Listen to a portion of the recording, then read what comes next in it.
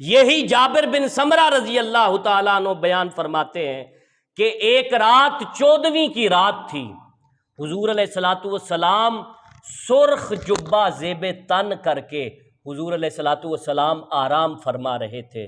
حضور کا چہرہ بہت حسین لگ رہا تھا۔ میں کبھی چاند کو دیکھتا، کبھی حضور کے چہرے کو دیکھتا، کبھی حضور کے چہرے کی طرف دیکھتا، اور میں یہ موازنہ کر رہا تھا دل ہی دل میں کہ وہ چاند زیادہ خوبصورت ہے یا مدینے کا چاند زیادہ خوبصورت ہے۔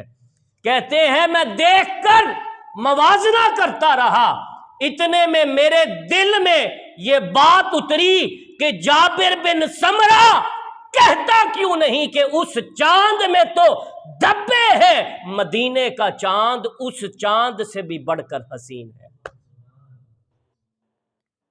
مدینے کا چاند اس چاند سے بھی بڑھ کر حسین ہے۔